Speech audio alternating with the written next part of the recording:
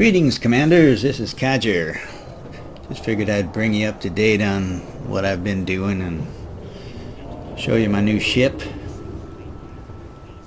and tell you a little bit about the engineering process and stuff that I've figured out makes life a little easier in the new system.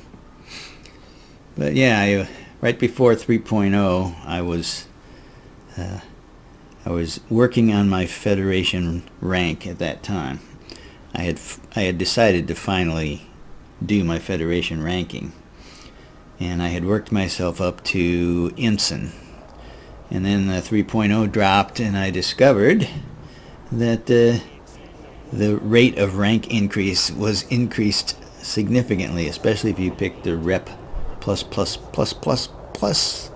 I was doing passenger missions, and you take the reputation reward at the end, and yeah, it was great. Apparently it was a little too much, and they reduced it somewhat now, but it's still better than it was. That's what I've heard. But anyway, I did finish it off, and I got my Rear Admiral, and I decided, yeah, it's time to buy a Corvette, because, you know, there it is. So this is my new ship. It's mostly engineered to my needs now. What was nice about it, this is the first new ship that I've engineered. So far, all the engineering I've done in 3.0 has been re-engineering my old ship. So basically converting the already G5 stuff to G4 and then doing it up. So this ship I had to do more from scratch. I had a couple of boosters and stuff that I could stick on here, but most of it I had to do. But it wasn't as bad as it used to be. It still took me quite some time.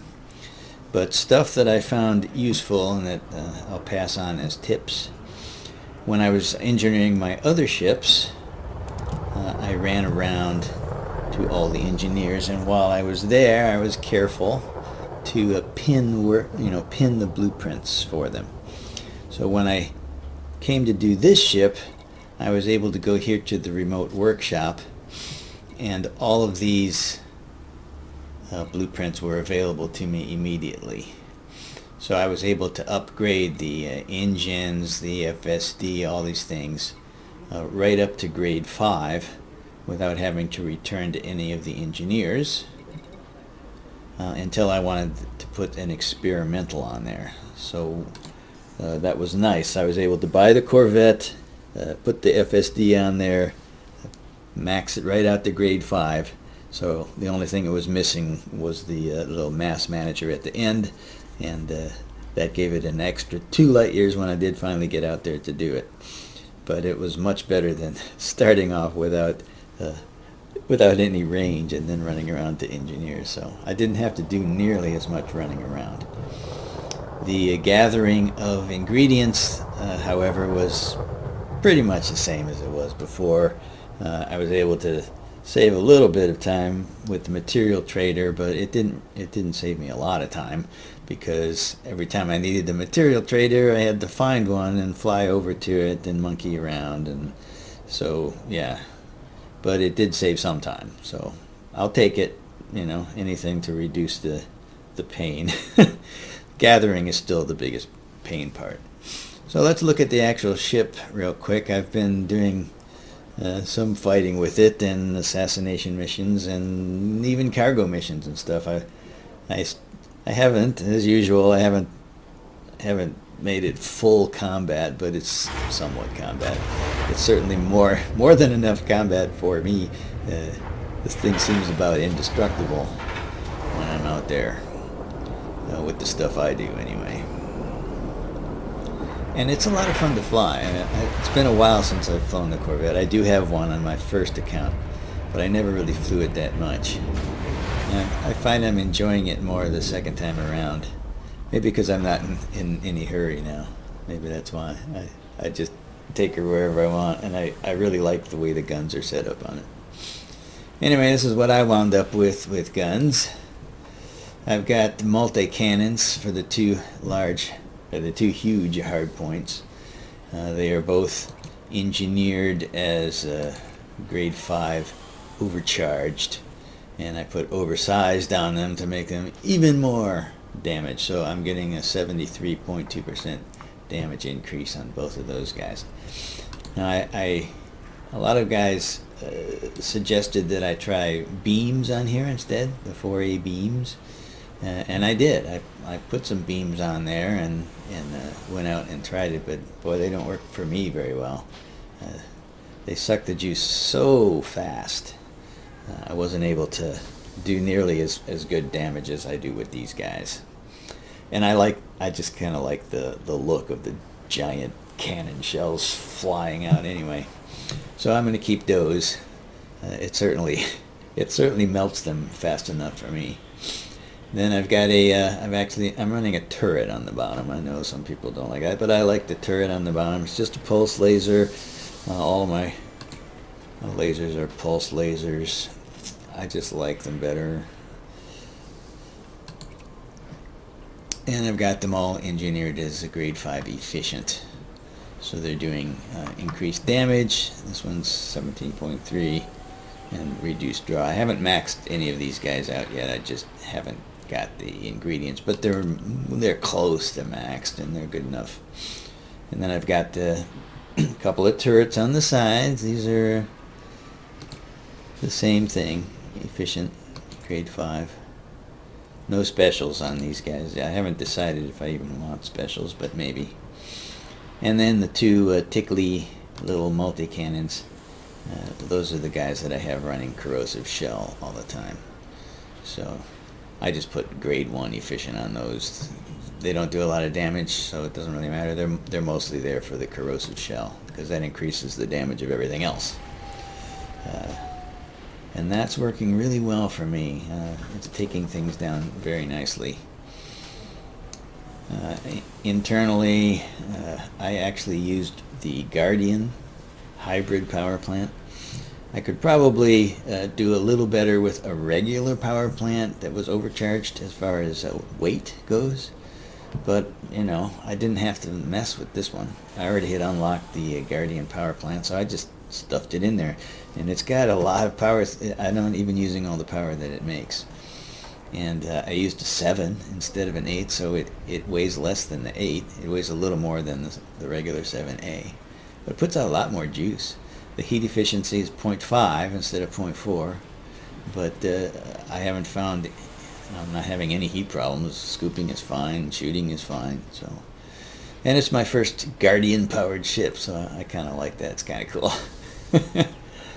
Then I've got the 7A thrusters, and they're maxed out, G5, everything. This is a tip that I have for you. If you're doing G5 thrusters in a remote situation like I was doing them, I made one mistake. I boosted them all the way up to grade 5 without drag drives, because I couldn't put drag drives on remotely. And then I mounted it on my Anaconda, I drove it out to Palin, and I put the drag drives on it there. I could have actually saved myself that trip if I had gone to Farseer, because she can put the experimental on there as long as your drive is no bigger than grade 3. So grade 1, 2, and 3, she can still put drag drives on there. And then you could use the remote engineering to finish it off to grade 5, as long as you've pinned it from Palin. So I could have saved myself one trip, but it wasn't that bad in the Anaconda anyway. Frame shift drive, same thing. I was able to max it out remotely, but then I had to go over to Farseer to get the final thing on it. But it now has the full 61.2% on there, and I'm getting just over 22 light years range at the moment, which is, it's a lot more than I have on my other Corvette, let me put it that way. And life support, I'm using the 8A distributor, of course, and I've got it also maxed out on charge enhanced with super conduits, so it's getting 50% increase in its recharge rate. Very nice. So this ship handles really nicely too with these thrusters on there. After flying the T10, which mostly what I've been flying the last couple of months, getting into this is like, wow, it's zippy, wow, it can pitch, wow, it can roll. And even in Super Cruise, it's quite quick. So I'm just having fun with it. And it's very tough, and it even carries enough cargo. I think right now I've even got a couple of SRVs in it because I was doing some prospecting, gathering. So anyway, so that's my guy. And those are my tips. If you're going to do new engineering, make sure you get all those blueprints pinned. If you're going to do experimentals, you can get them maybe at a closer engineer before you fully upgrade the item. So think about that. Some of them you can't. I had to go to Todd the Blaster to get my overcharged, but he's not far away. It's avoiding that Palin trip that I should have done. All right. Anyway, that's all the news on this guy. I'll append a few shots of it in motion and in action here after the thing, and then we'll call that good for today. I know I haven't been releasing a whole bunch of stuff. I've just been too busy actually traveling about and gathering, and it's not very exciting to show gathering. I did a lot of looking for high-grade emissions and stuff, and that's really boring to watch. It's not that boring to do, but it is really boring to watch because nothing happens for a long time. Anyway, thanks for watching, folks, and hope you're having a good one out there. I know there's a lot of bugs in this release, and it's easy to get depressed. I've even gotten a little depressed about some of them, but I'm sure they'll work it all out, and we'll be back to swinging.